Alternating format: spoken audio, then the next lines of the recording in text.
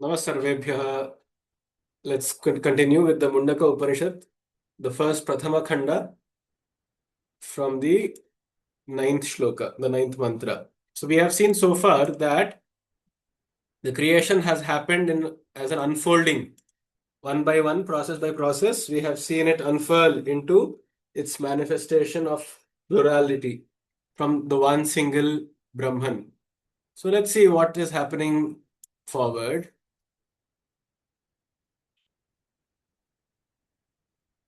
यः सर्वज्ञः सर्वविद्यस्य ज्ञानमयं तपः तस्मादेतत् ब्रह्मनामरूपमन्नं च जायते यः सर्वविद्यस्य ज्ञानम् अयं तपः ज्ञानमयं तपः तस्मात् एतत् ब्रह्म नाम रूपम annam cha jayate. There are a few typos here. It's jayate, no? It's jayate. Tapaha. Yaha sarvajnyaha sarvavit yes asya jnanamayam tapaha tasmat etat brahma nama rupam annam cha jayate. So it's a little dense. Let's try to uncover it. Yaha sarvajnyaha. He who is the Sarvajna. Here, he does not literally mean a male. In Sanskrita, the default gender which is used is the Pullinga. It is not to be taken very literally to mean only a male god. Because, of course, God, being so cosmic, is beyond gender and form and such pettiness. So, here because it is merely in Pullinga, so you can translate in English to be it. So it is all-knowing, Sarvajnyaha, Sarvavidyasya, Jnanamayam Tapaha. So that it is Sarvajna, it is all-knowing, Sarvavidyasya Jnanamayam Tapaha. So there are two ways to split this. Sarvavidyaha means he or it which has all knowledge. Sarvavidyasya, and this could be in the Shashti Vibhakti. So Sarvavidyasya tapaha jnanamayam asti. So what is this tapasya which was talked about in the previous mantra? That tapasya is jnana itself. It is awareness and experience itself. It is consciousness itself, which is jnana. Jnanamayam tapaha sarvavidyasya asti. Tasmat etat brahma nama rupam annam cha jayate. So from that tapas came brahma, etat brahma nama rupam annam cha jayate. So then issued forth this brahma, and perhaps there it refers to the Vedas. We'll just write it as Brahma, because the word Brahma in Sanskrit can also mean the Vedas. So, Brahma, Nama, Rupam, Annam. So, form, name, which is something which relates to the sound, Nama. Rupa is something which relates to the vision or sight. So, name and form. It could also mean the mental description and the physical description. See, for example, any person, what are the three main things you need to know about of a person that you meet for the first time? Let's say you have gone on a date with a man or a woman, whatever. So you have gone on a date with this person, and the first thing you will ask is, what is your name? Second thing is, you will notice their body. Third thing is, you'll ask, what do you do? Correct? So what is your name? What do you do? And the body is recognized by by vision and sound and touch and all that. So these three are key features of any entity. So every object will have a nama, a label to it. And with that label is associated all thoughts. Around the label is associated all thoughts. The body gives the form or the content of this class and what are its functions. So even in writing programming languages, you have an object which will have a certain nama, a name. What are its variables? So that is the body. And then what is it returning? There are some functions which it will return. So this is exactly what every entity will be comprised of. So Brahma is the expansion, which is the nama, rupam, and annam. Name, form, and substance. Name, form, and substance. All these three are came issued forth out of that tapasya. Let's see what better commentary or Shankaracharya gives. But before that, is there any other suggestion or interpretation of this mantra that you could think of? Following from yesterday, Yes.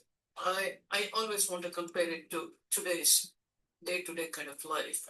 Yes. If you want to explain anything to your child, you should go down to their level, not this highly intellectual. So I would still say Brahma and the Rupam. Rupam is the Anna. Nama, so Anna becomes Bhojana. Annodana. Right. So that's how I consider, because I don't have the high intellectual knowledge of dissecting all these things. No, this is also very intellectual only. I mean, this is a very important insight. And if you want to teach anything to children, this kind of thing at a very, very basic level, that's how I would interpret. So if you want to create anything like Bhojana, it just doesn't come out of rice. You'll have to do some prakriyas. You'll have to take some water, you'll have to add some heat, and then you'll have to have patience. And only then you're going to see the fruit of your life, which becomes Anna or Annodana, or if you add anything else along with it, the whole thing becomes Bhojana. So you ask, what is for Bhojana today? Correct. So, the reason being, going back many, many years ago, one of the child was asked in school here on the Thanksgiving Day or the Harvest Festival Day, where does baked bean come from? The answer was from Sainsbury's. Okay. And this was for 10-year-old kids. Yes. So even as a 10-year-old, they won't know what has been happening. Correct. Correct. Wonderful. That's my view. Wonderful. Very valid. I mean, this very grounded understanding and inspiration is what helps us connect very deeply to day-to-day life and actually makes it more relevant and practical for our understanding. So I really appreciate this. Let's also look at what Shankaracharya's commentary is.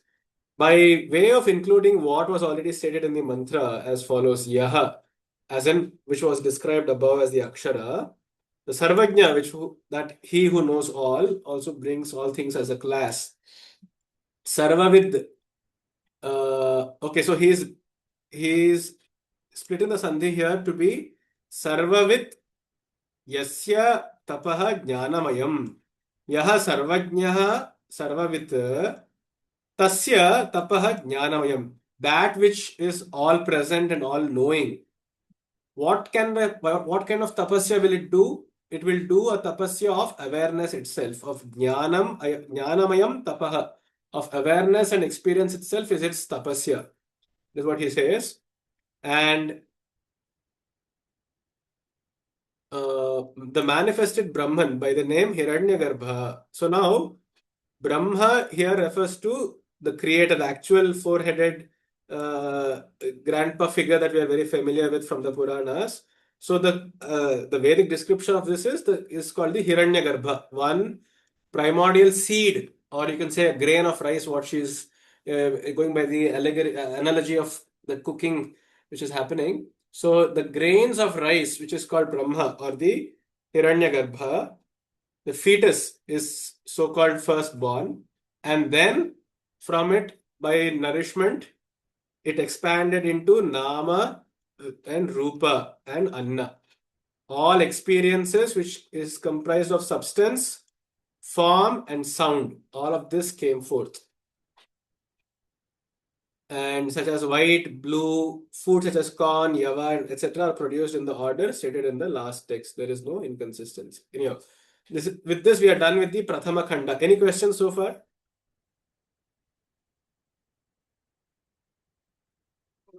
Okay, wonderful. So let's quickly go ahead with the next Khanda.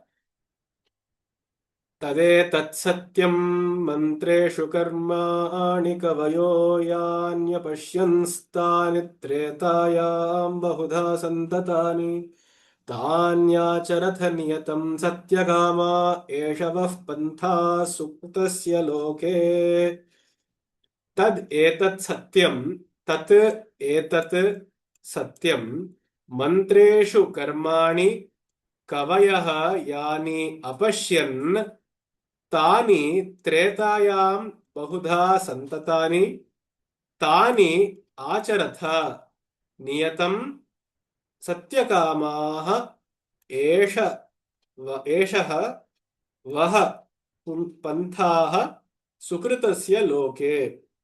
So he is saying those who are satyakamaha, those who are desirous of achieving the truth or knowing the truth about life, the truth about themselves and the truth about God. So this is not merely talking truth as in, telling things as they are. It is somewhat related to it. But here you want to know things and the samsara and the world and the truth of life for what it is, instead of borrowing it from other scriptures or borrowing it from gurus or hearing elders tell it or hearing young people talk about it, etc. More than what others say, if one wishes to look at it for oneself, such a person is called as a satyakamaha. And in the plural form, if there are many, satyakamaha. Satyakamaha acharatha. All of these people who are desirous of knowing the truth or the reality, they do acharana of tani. We will see what those tani is. They'll do some acharanas by being very niyatam, by being very disciplined. This itself, eshaha panthaha vaha sukritasya loke. He is addressing all of us genuine. Okay, I won't include myself to be genuine, but still, he is including all genuine seekers of truth to mean satyakamaha, and he is addressing them and saying, it is your pantha, the path that you must walk on. Vaha means yours. Your path that you must walk on is this. What is this path? We'll see. Sukritasya loke. In this loka of Sukrita, in this loka, in this beautiful, holy, blissful world, what is the pantha? What is the path? It is this. What is it? We'll see it. Tad etat satyam mantreshu karmani kavayah yani apashyan tani tretayam bahudha santatani. So all this karmani, all the actions which have been enjoined upon in the various mantras, which have been practiced in the Treta. Treta means there are many yugas, right? Kali Yuga, Treta Yuga, Dwapara Yuga, and so on. It could very well just mean the particular age called Treta, which was the second age, also called as the Silver Age. The other meaning is Treta just means three, a manifestation of three. Means in these three worlds, Bahudha Santatani, all the actions which have been enjoined in the scriptures, which have been so apashyan, what have been seen by the rishis. Kavaya here means the rishis.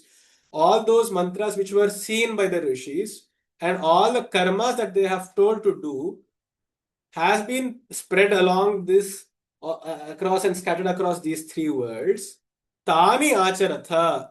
Start doing those particular things that they have instructed by being very disciplined. Niyatam. This is the way for going towards Sukritasya Loke, for going towards a better, more sustainable, blissful world. This is the literal meaning. So in all, what is it saying? do what the rishis, the wise people, the yoginis and the yogis have thought, the mantras suggest to say, and start doing them. And then this will be your path to begin with. And then you will move towards a better, more holistic understanding of the world, of Satya itself. Let's see if that is in line with what Shankara's thought is. By the text, the Rig Veda, Yajurveda, etc., all the Vedas have their angas, which has been stated as the Apara. And the Apara is that which by which the Akshara is known. The next text has begun to distinguish between the bondage of samsara and emancipation, the subjects of these two sorts of knowledge respectively. So he is linking what is being said in the mantras to the overall theme of Paravidya and Aparavidya. What he is saying is, so all the Vedas and the Angas speak about certain actions. Do this, do that, don't do this, don't do that, etc., etc. So all these karmas, what is the point of doing any of these karmas is the question. Because you have classified all the Vedas, the Vedangas, etc., all scriptural knowledge and what people say, etc., to be apara vidya. So then what is the point of me doing any of this study, including this very Upanishad itself, correct? So that's a very important self-referential question. To which he's saying, uh, this is the subject matter of Aparavidya, which is samsara. So the Vedas are religious and spiritual texts. But ultimately, the subject matter of that is still samsara, is what you need to do in this world, how you must behave with others, what is the moral code of conduct, what will make a society sukruta, what will make a society sustainable and less chaotic, what will ensure that there is not anarchy in the system, what will ensure that there is dharma, right? So all of this has to do with oneself and society. That is the jiva and how it relates to the jagat. So the soul and how it relates to society. This is the subject matter of aparavidya. Whereas paravidya is to do purely with the soul.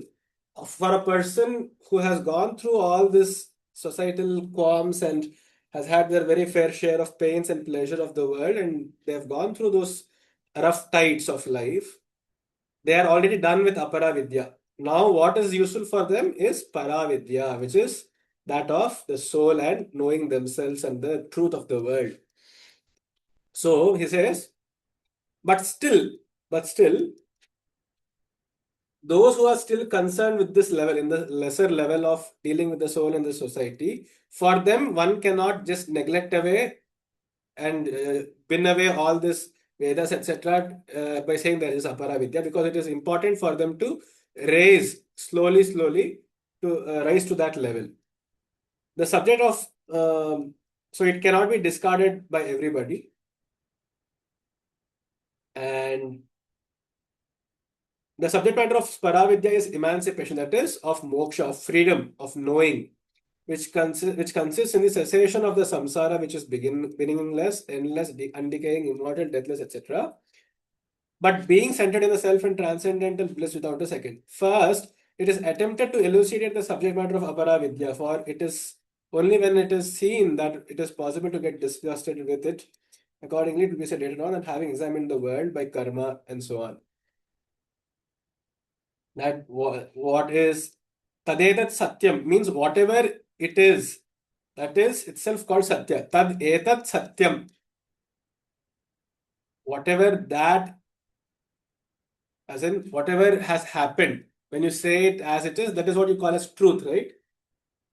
Similarly, whatever the reality of the world is, whatever the truth of the world and of oneself is, if it were to be realized by oneself, that itself is called as Satya. That is the broader, more generic meaning of Satya. And the many homas and havanas, pujas as enjoined in the Vedas, such as Agnihotra and such, are called as the karma. Apashyan, they have seen. Then So Treta here he translates it to mean the three Vedas, that is Rig, and Sama, or the three modes of mantras, which is poetry, prose, and music. So you should always do them. Those who are desirous of fruits that you can bear is the route to your attainment of the fruits of karma. Sukritasya loke. Okay, so this is two tiers. The overall meaning that Shankaracharya is getting at is karmani, which are the actions, which are spiritual, basic religious actions, which have been told by the wise sages and the saints and the saintesses. They are stepping stones throughout the world for people who require these as crutches to gain more maturity. And so one should not be directly, without consideration, chucking all of this as just being some mumbo jumbo into the bin. That is the basic idea. It still has its own value. It is required by most people for progressing and evolving in their own ways. Is this making sense? Do you have a different interpretation of this, Arya? It's my own interpretation again. I would say the whole thing says self-experience is the best experience. Self-help is the best help. And by doing that, you do have a sense of achievement. Say, like going to school, teachers teach you to take you to a certain level. But if you go to 3 teachers, and then if you have got the ability to sort of absorb 3 different things, opinions from 3 different teachers, and do your own opinion, that is one thing. So you can actually surpass your teachers. That's one thing. So self-experience and self-help. And also they're constantly talking about spirituality and releasing your soul and becoming one with God and things. But my interpretation of moksha is in certain every day you can claim moksha. Every day you do your karmas and your experience leads you along, and then you achieve a goal and you have the phala, whether it is your own effort or guided effort or whatever. Then the extreme happiness of having done that, that is moksha for that day. And then the process may repeat again and again and again. So people may sort of give you 1,000 opinions, but at the end of the day, you're the one who is going to decide what's going to happen to you. Correct, correct. So these rishis are the teachers, in my opinion, and you're the student. And they tell you about their experiences, but we have got to say, don't judge anybody unless you have actually walked in their shoes. You don't know what they have experienced. So you can't really take their words for it. Somebody's birth may sort of bring extreme joy to a lot of people. But unfortunately, if the child is a little bit deformed, it's a completely different experience.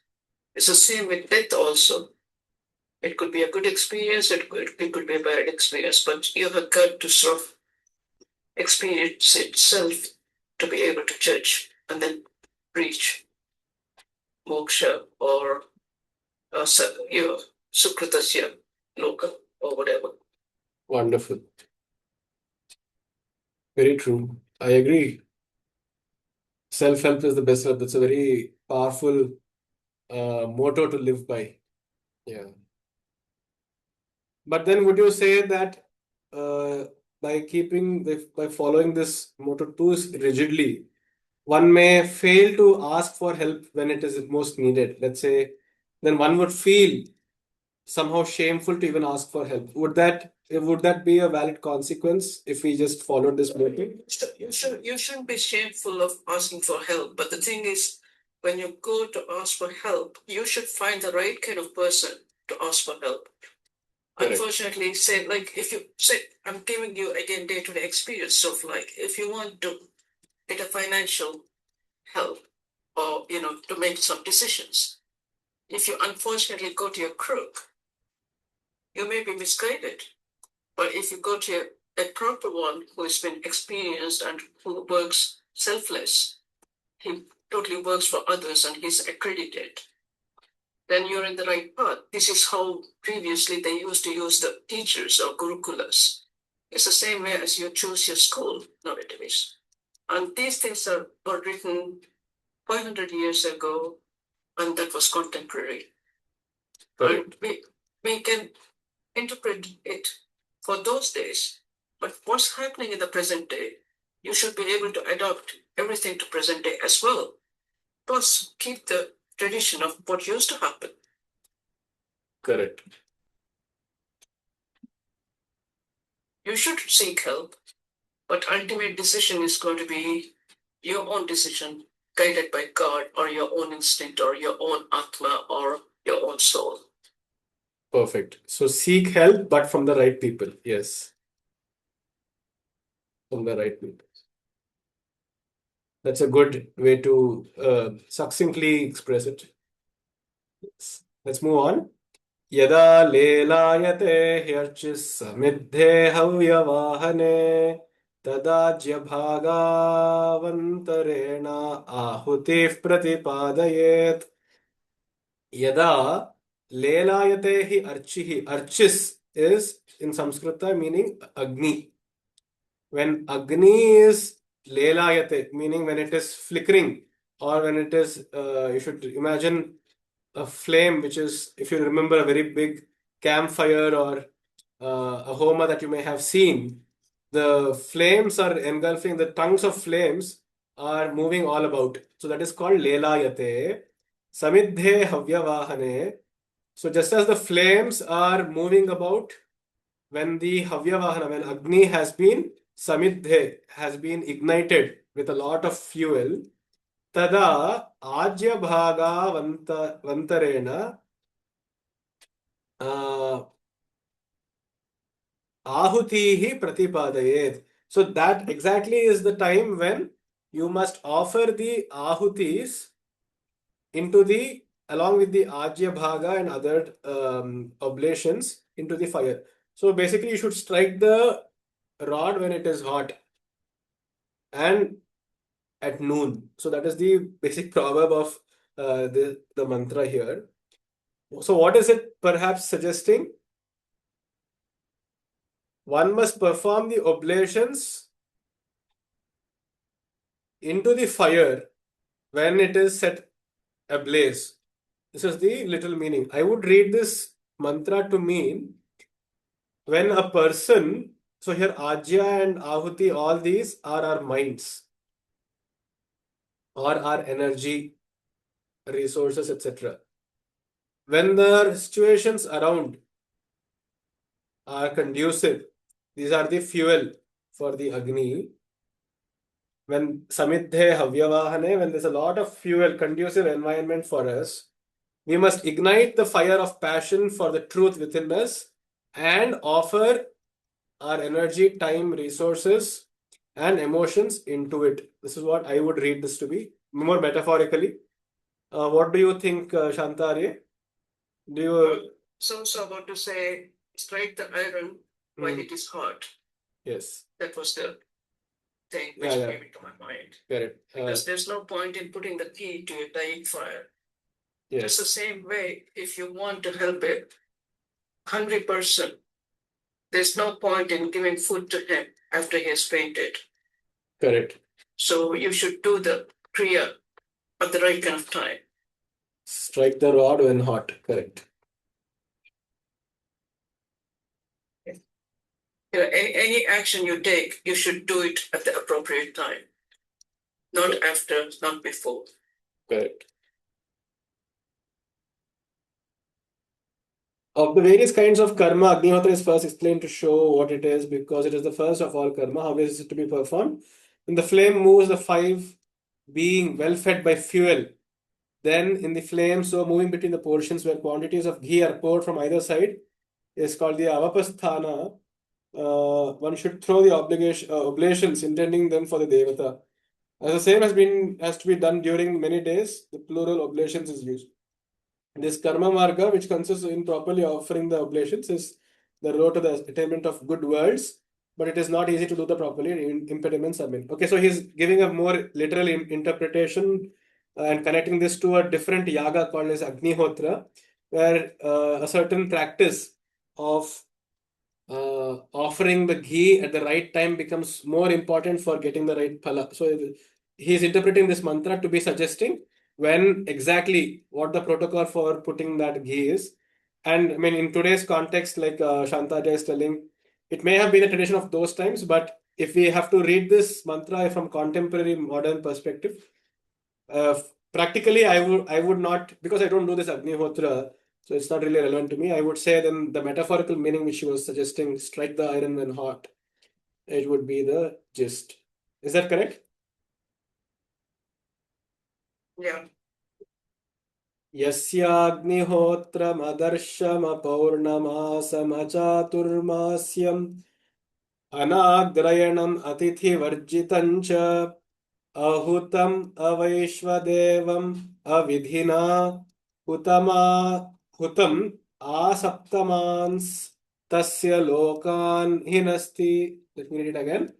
यस्य अग्निहोत्रम् अदर्शपौर्णमासम् अचातुर्मास्यम् अनाग्रयणम् अतिथिवर्जितं च अहुतम् अवैश्वदेवम् अविधिना हुतम् आसप्तमान् तस्य लोकान् हिनस्ति. तस्य लोकान् सह हिनस्ति. आसप्तमान्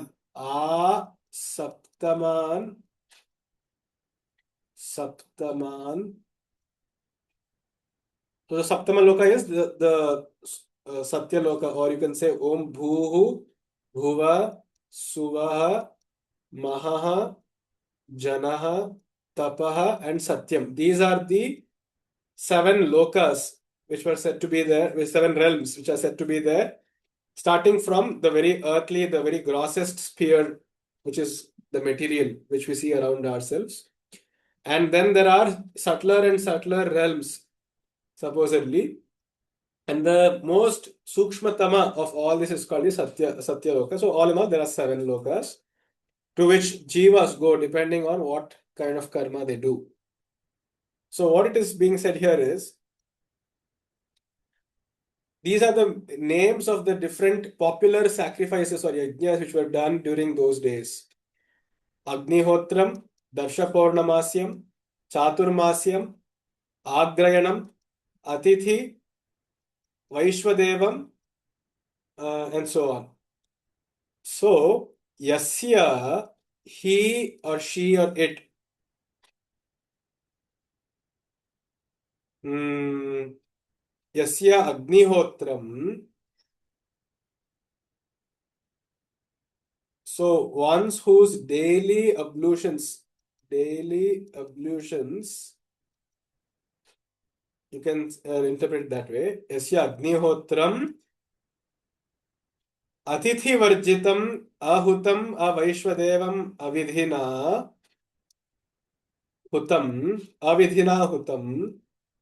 Asaptaman Lokan Tasya Hinasti. So, this is a mantra talking about punishment for people, self-inflicted punishment. If a person were not to do all of these yajnas or any of these yajnas, or let alone do any of these yajnas, but even at least serve guests, atithi varjitam, or who fail to do any of this according to vidhi, for such a person, all his 7 lokas will be at risk. As in, his chance of getting into any of these 7 lokas, he would have himself destroyed. He or she would have himself, jeopardized by doing none of any of these, or by doing it in an irregular, improper manner, avidhi. What are those things? Darsha Purnamasyam, Chaturmasyam, Agrayanam, Atithi Seva, Vaishwadevam, or doing any of this through a proper vidhana. In all, I read this mantra to mean proper protocol following is to be done. If a person's only desire is to get into any of these higher lokas out of their punya. So, because you saw in the previous shloka mantra that there was something about sukrita. Sukrita means something which is good or good action, which means punya also you can say. So, his or her chances of getting at any of these subtler lokas would be jeopardized if they do not perform all those which have been entailed onto them through proper vidhanas according to the Shastras, according to the Vedas. Do you have a different interpretation of this? No, I find it a little bit complicated too. So they're saying you should do it in Purnima Masa and Chaturmasya. So are there two different entities or should they happen at the same time? So you have to have that and then Agrayana and also Atithi. So you'll have to have the four categories happening at one time for you to be able to do the Agnihotra. Should it be Purnami? Should it be Chaturmasya? So that is the only auspicious time to do it, or? That's an interesting question. I am actually not aware. Pardon me, I'm not really very well equipped with this information, but I can look it up and I will share it with you. But here, I have no idea about this homas and hownas and sort of things. Never ever done it in my life. So, so here Darsha Purnamasa is a very often cited ritual. Darsha means Amavasya and Purnamasa is the Purnami. So they do it. Right. So they do it. So this Agnihotra is usually done twice in a month, and it is repeated this way for 4 months, Chaturmasya. But what is Agrayana and Tithi here and Vaishwadeva, that I'm not sure. Shankaracharya is more. That was seeing. That is true, but in the Vedas, the particular word Darsha Paurnamasa, when they occur in conjunct, it refers to the fortnightly ritual which gets done. So let's look at. I mean, Shankaracharya was very well versed with this rituals also. So let's see if he has more information about it. Without ritual named the Darsha, for one who performs the Agnihotra should necessarily perform the Darsha. And the drift is Agnihotra without Darsha if it is performed. The expressions without Paurnamasa as attributes of Agnihotra should be similarly noted for all are equally Angas. Yeah, you're right. So Agnihotra, the complete Agnihotra includes all these Angas, all these ingredients. Each of these are steps for the complete Agnihotra to be done. And if you do it without the Agrayana ritual in autumn, if you don't do the Chaturmasya ritual, if you don't do daily propitiation of the guests, which is Atithi Varjitam, Ahutam, if you don't properly give enough oblation into the fire, or if you don't do the Vaishwadeva ritual, or if it is irregularly performed, even if it is offered but not in a proper manner, etc. So any ill or not performed Agnihotra destroys the 7 words of the doer. Seems to destroy, because only the trouble taken is the fruit. For it is only when Adharma is properly performed, the 7 words beginning with the Bhu and ending with Satya, the results are obtained as the fruition of karma.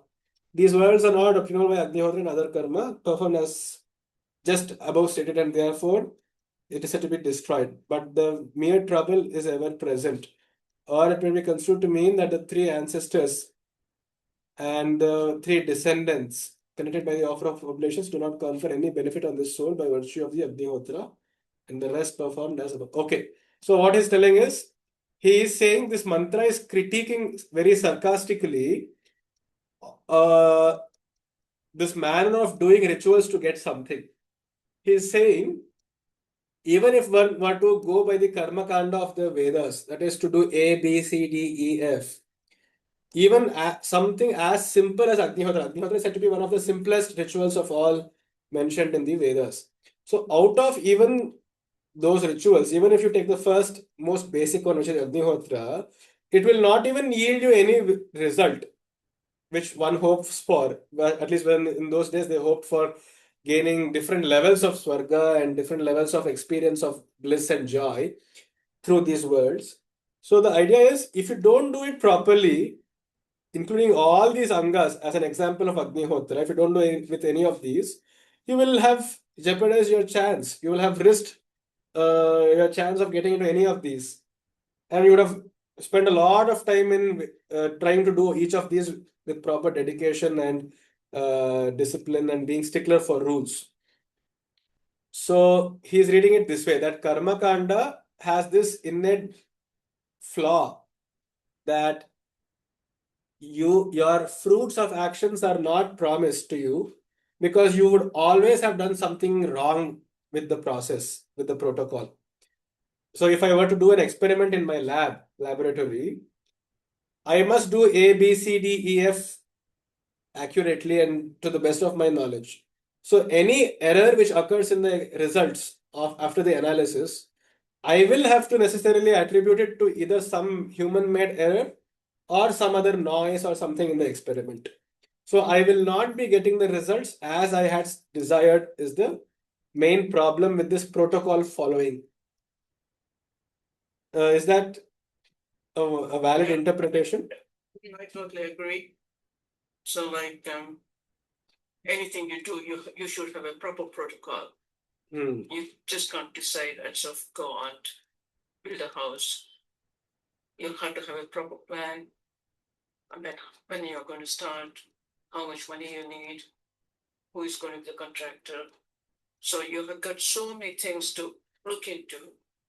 Your decision is to build a house, but the protocols are extremely important, and the time limit and other things. Correct. So you should have a proper plan to be able to execute anything and get the action, the result. Correct. True. Let's see.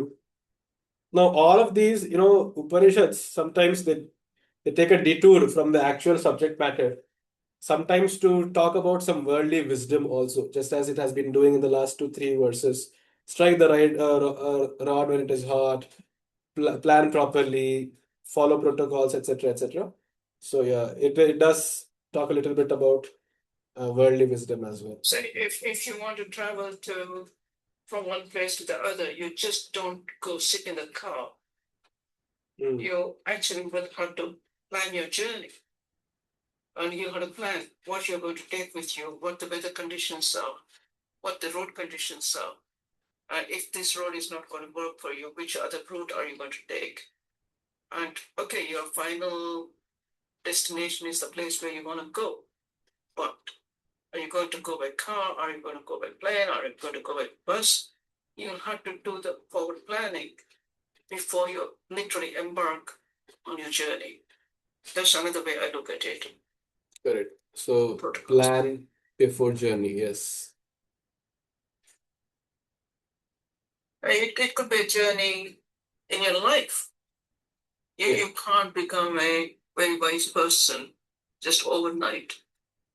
You'll have to go through your certain stages of childhood, adulthood, manhood, and experience whatever, and only then you become wise. But there are very lucky children who are exposed to different generations in their lifetime at the same time, and they'll be able to learn something, and they become wiser much earlier in this. True.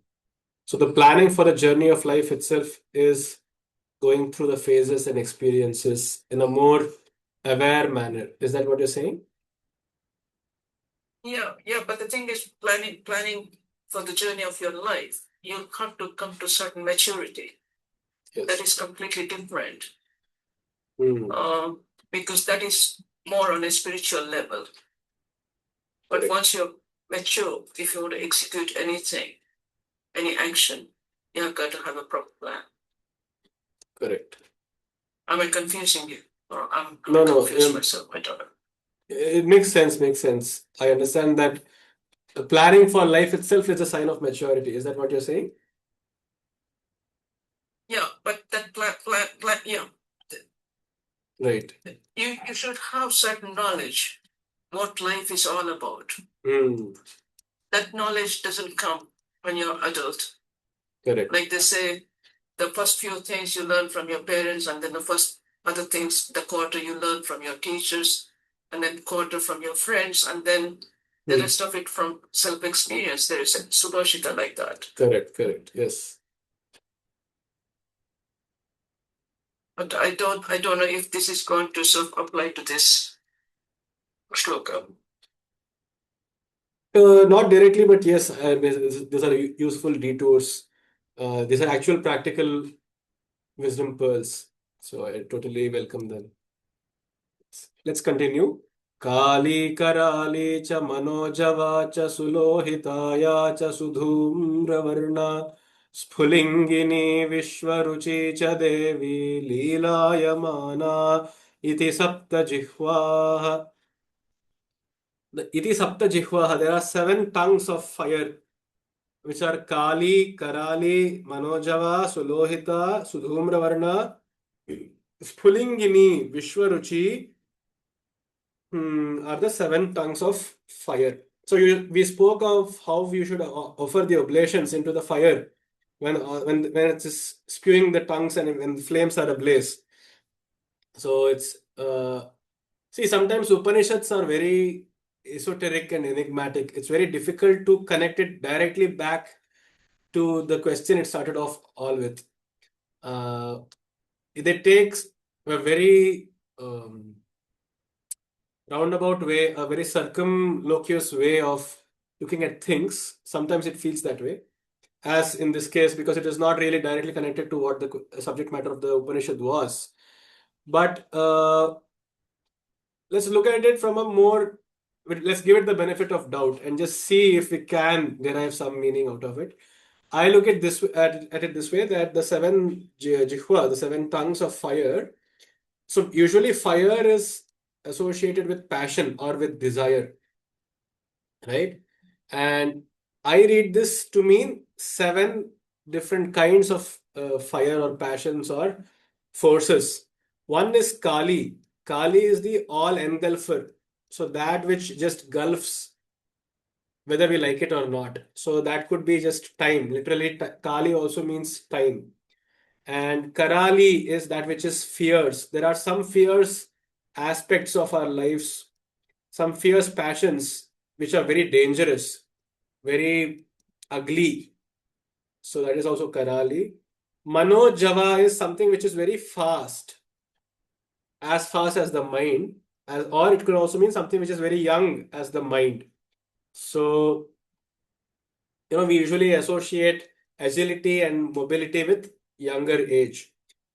And moving quickly is an example of not immature, but an amateur way of these desires. So that is Manojava, fast. Some desires which are fast. There are some others which are Sulohita, very rigid, like a metal, very metallic.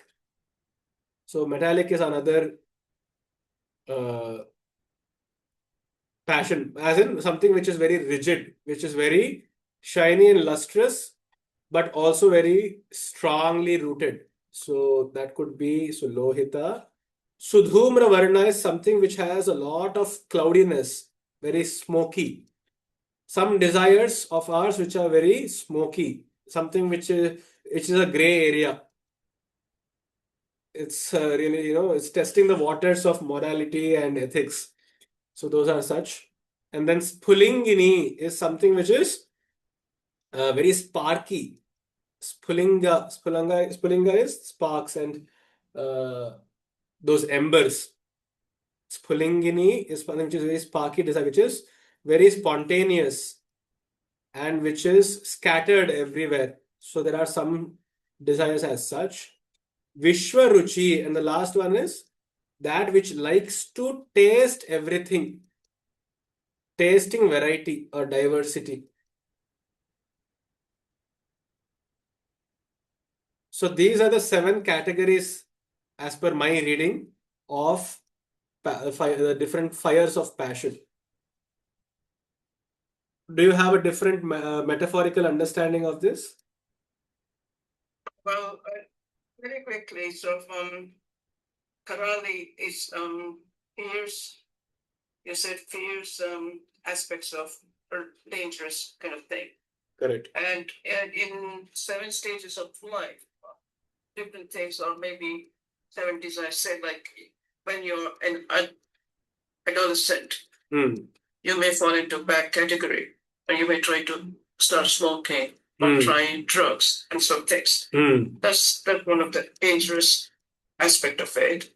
And then you said Manojava, yes. first youngest mate.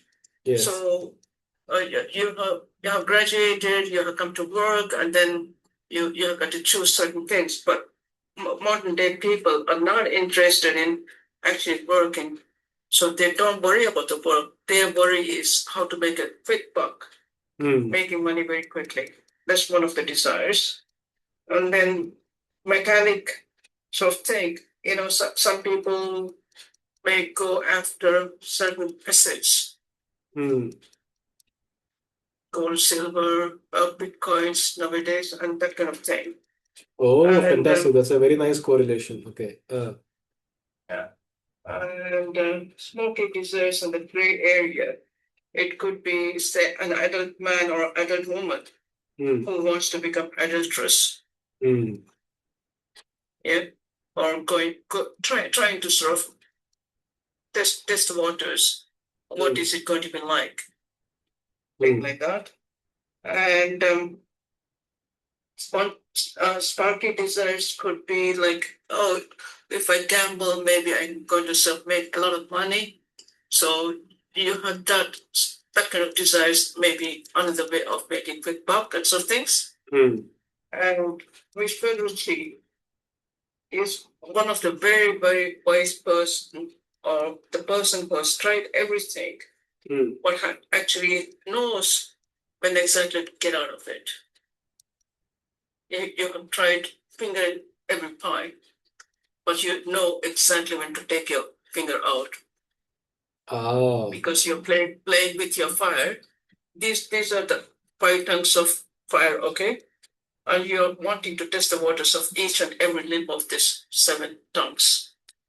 You have tried everything, but you know exactly when to get out of the situation, take the finger out, right? And then you will become a liberated person.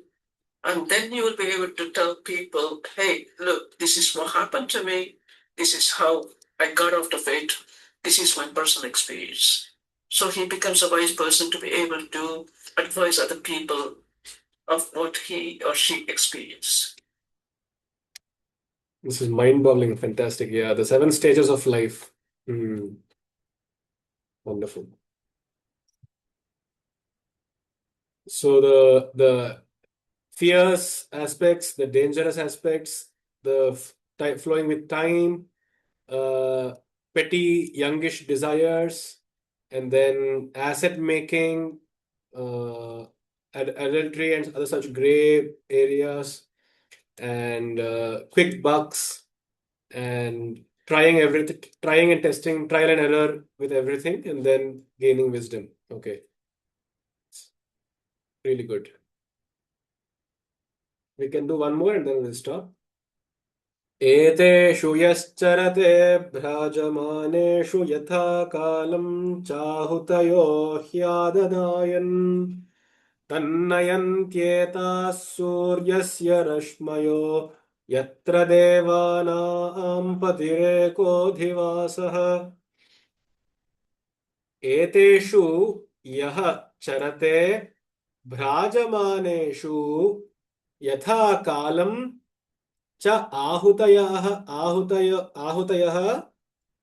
हि आददायन् तत् नयन्ति एताः तं नयन्ति एताः सूर्यस्य रश्मयः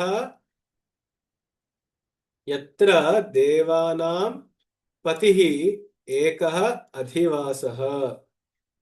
So in correction to the previous mantra, it's saying, Eteshu yahat bhrajamaneshu charate.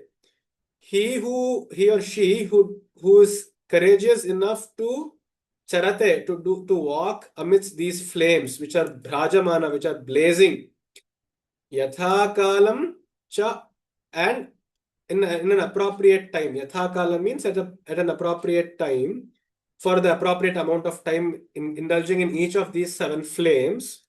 Cha ahutayaha adadayan, by giving those very appropriate oblations which are demands of these fires at the right point, then etaha suryasya rashmayaha, then these very flames of Agni itself become the rays of hope of sun, which will carry this person, man or woman, whatever, to where yatra devanam patihi adhivasaha, where the sovereign ruler of all these devas is present.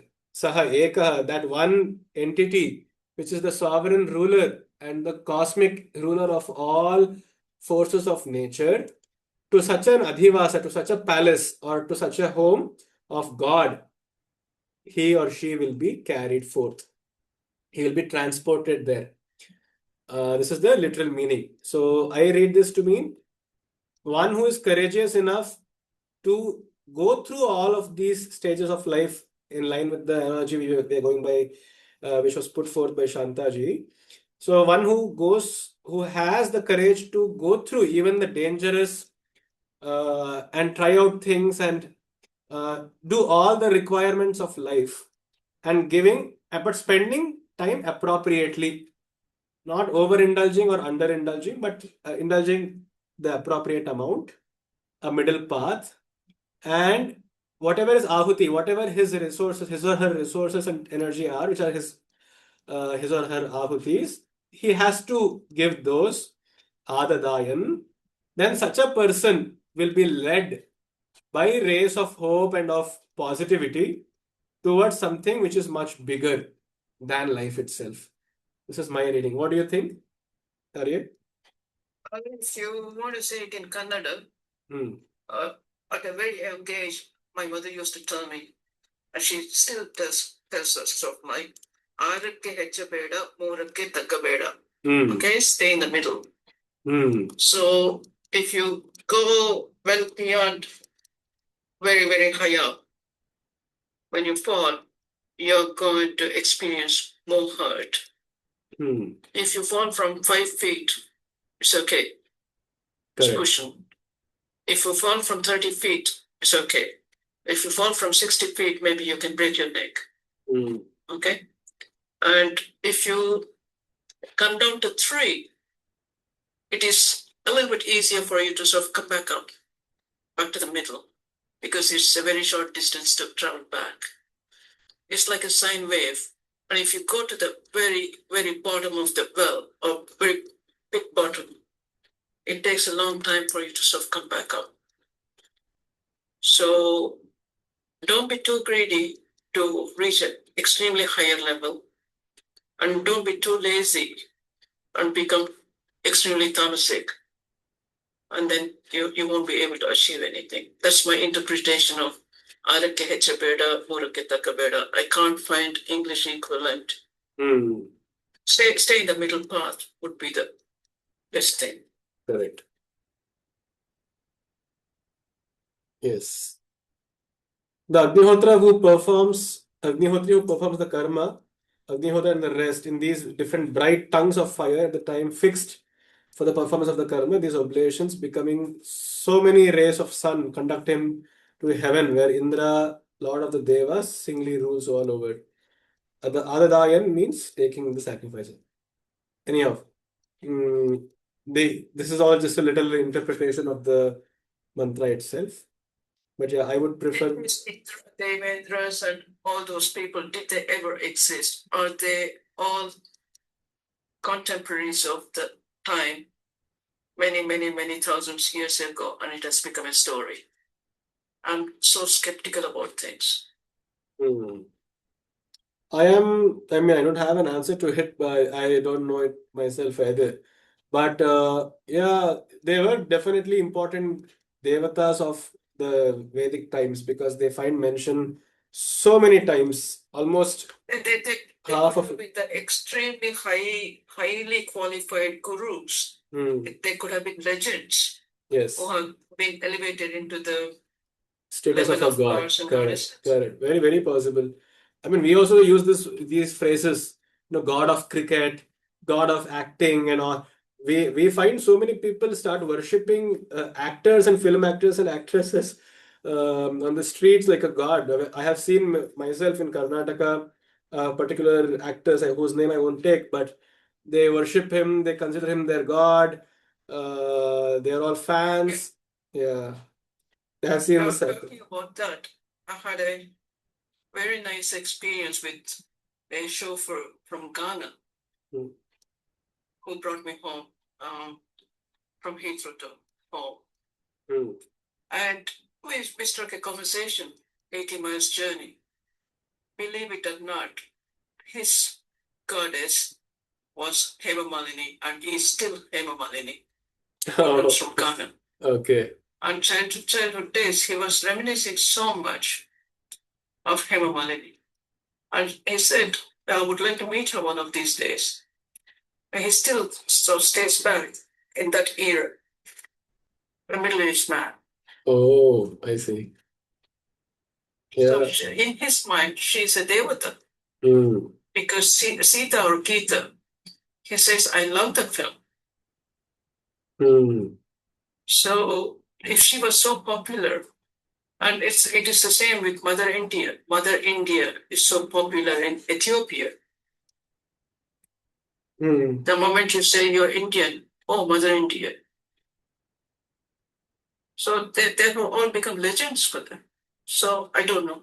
I'm a little bit skeptical about Indras, Devendras, and Lokas.